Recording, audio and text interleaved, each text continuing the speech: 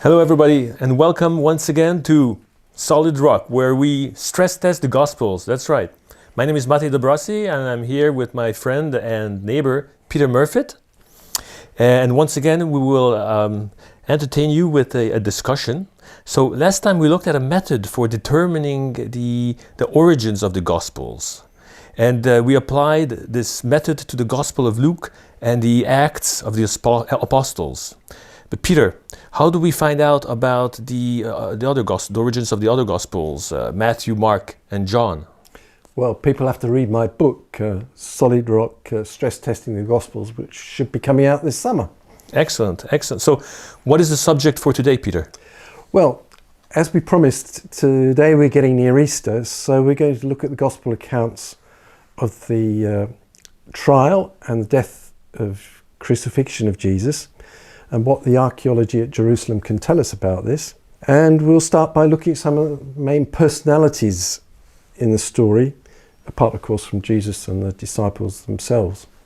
So which personalities will they be that we'll be discussing today? We'll be talking about Pontius Pilate, Caiaphas and Nicodemus. Okay, so what do we actually know about Pontius Pilate? I mean, he was the Roman prefect in charge of Judea, Samaria, and Idumea, wasn't he? Yes, he was.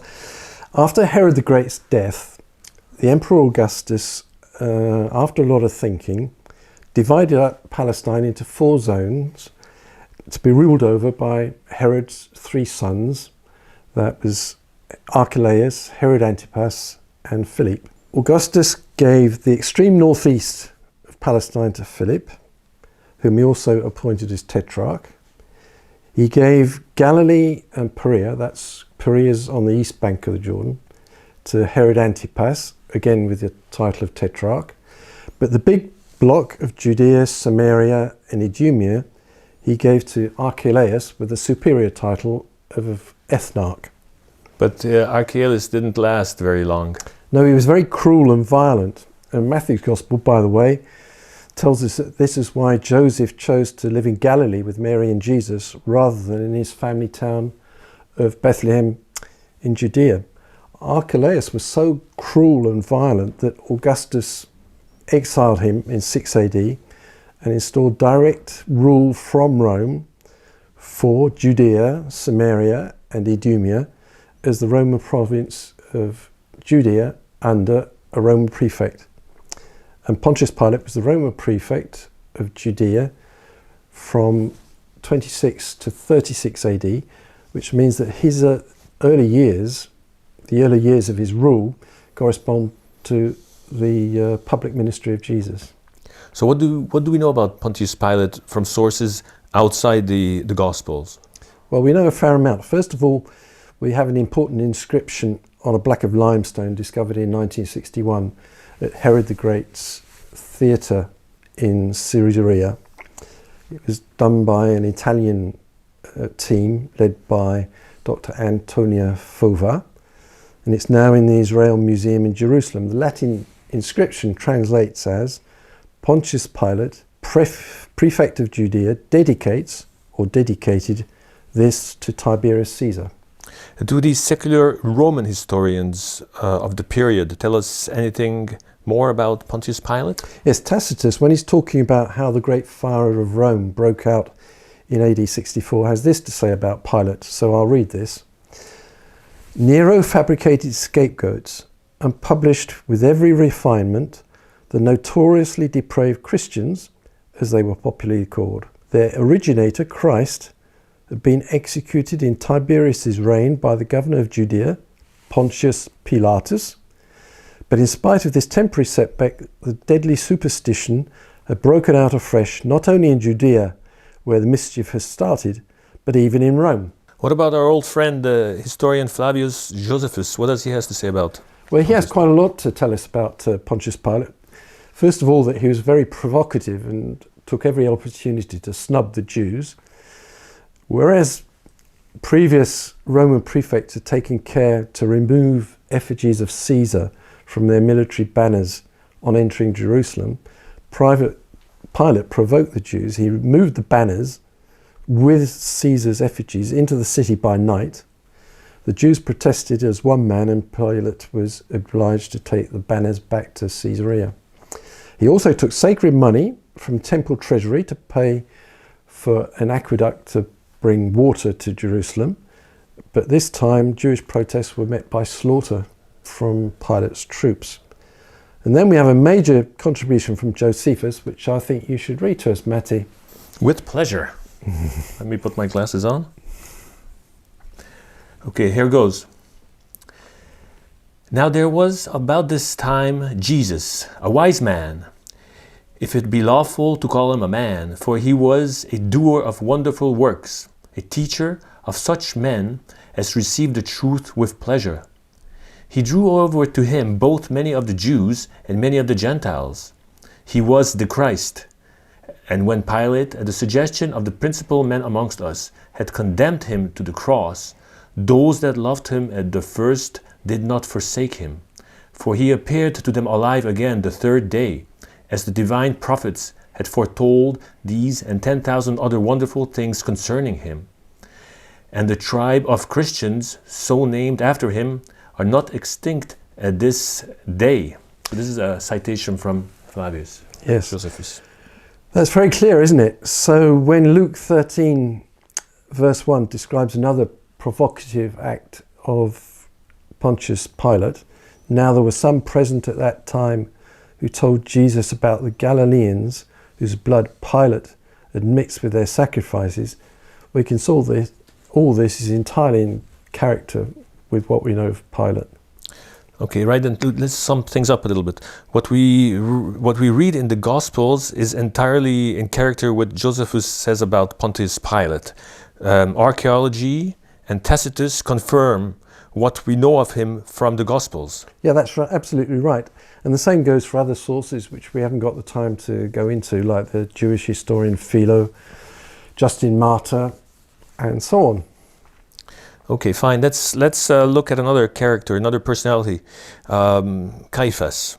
He was high priest during the trial and crucifixion of Jesus, wasn't he? Yes, that's correct. The older Annas had been high priest from 6 to 15, according to Josephus. Annas had 5 sons, all became high priests.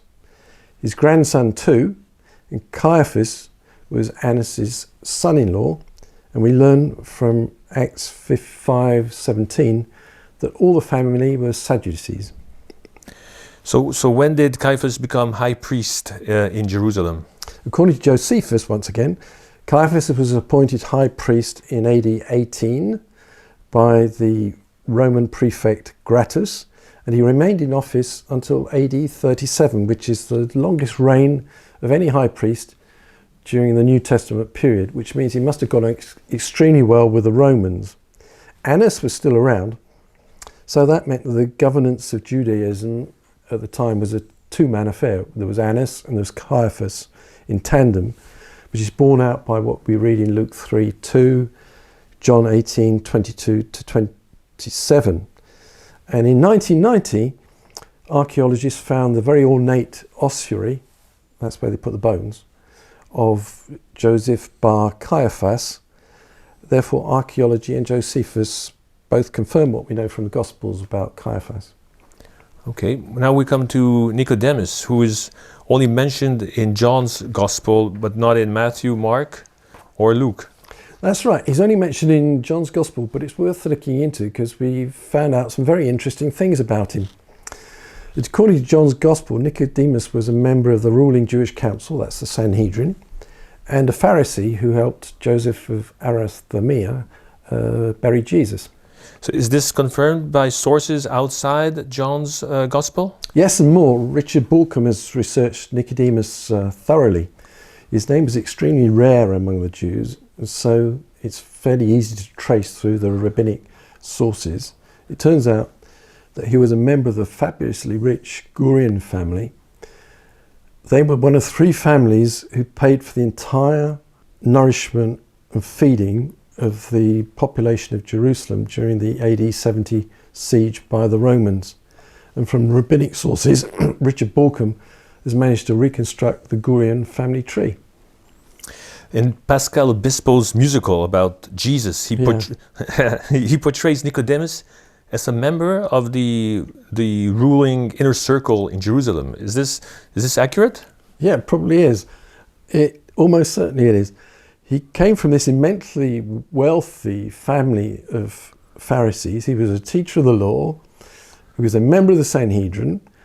And also John's Gospel has him supplying this fantastic quantity of spices for Jesus' burial.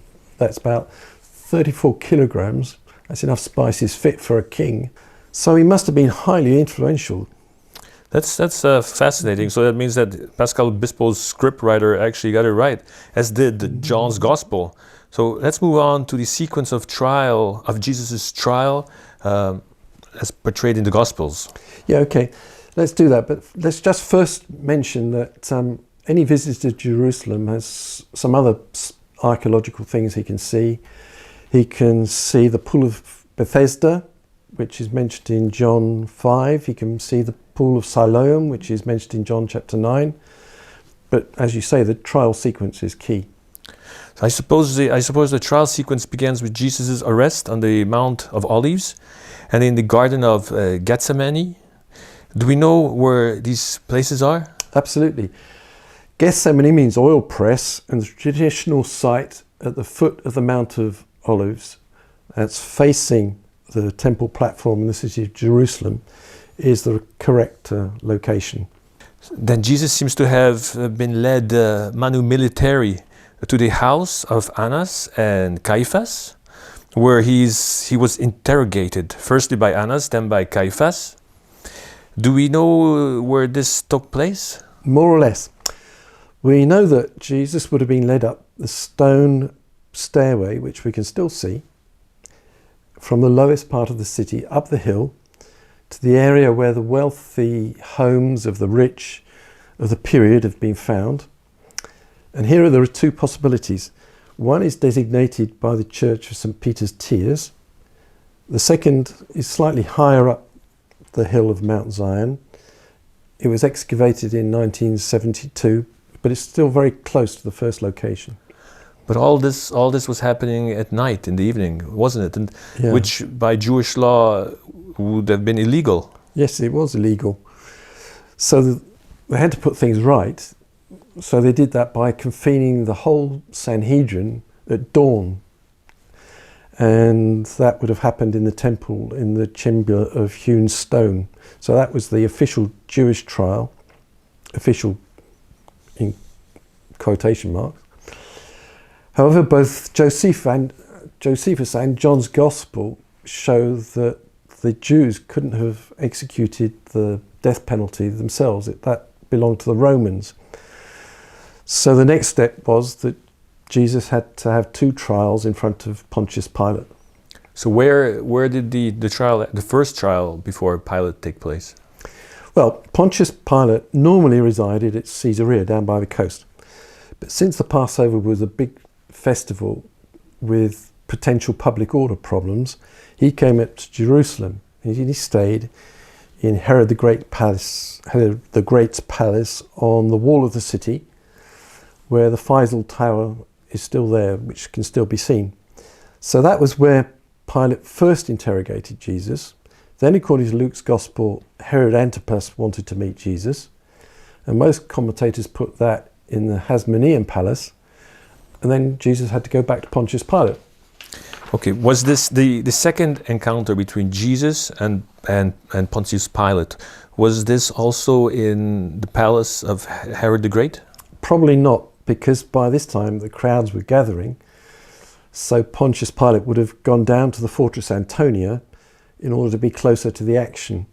This is where Jesus' second confrontation with Pontius Pilate would have taken place, on the magnificent stone pavement, which could be visited below the Ecce Homo arch and in the convent of Our Lady of Zion. It's almost 3,000 square meters in area, and it's been identified as the former courtyard of Fortress Antonia. In addition, the pavement seems to have scratch marks of the king game, which would have been part of the parodied coronation ceremony in which the Roman soldiers mocked Jesus. I've seen those, and it's really quite convincing. That's fascinating. That's superb. So this corresponds to the start of what we know as the Via Dolorosa. What do we know of the Golgotha, the place of Jesus' crucifixion and burial? Well, it may seem amazing, but it seems that the Church of the Holy Sepulchre actually marks a spot. The church has had a checkered history, being repeatedly damaged and rebuilt under the Muslim rulers between AD 614 and 1009. Then the Crusaders built a new church on the same site in 1149. It was renovated in 1555 and rebuilt after a fire in 1810. However, fortunately, none of this reached the Edicula, a small building erected by the Emperor Constantine to enclose the tomb and to protect it. But how did Constantine actually know where Jesus' tomb was located? Well, this is where it gets really interesting. So, this is where you really have to hang on. According to Eusebius, in AD 135, following the revolt of Simon Bar Kokhba in AD 132, the Emperor Hadrian razed the whole city of Jerusalem to the ground, and he rebuilt it as the pagan city of Aelia Capitolina. And he demonstrated his victory over the Jews and over the sect of the Christians by putting a statue of Venus and a statue of Jupiter over the site of Jesus' tomb. However, in doing so, he inadvertently located Jesus' burial spot for Constantine to find. And a French television programme likened it to having sat-nav coordinates for Jesus' tomb. Excellent. I see. So we can be pretty certain that the Church of the Holy Sepulchre is the site of Jesus' tomb.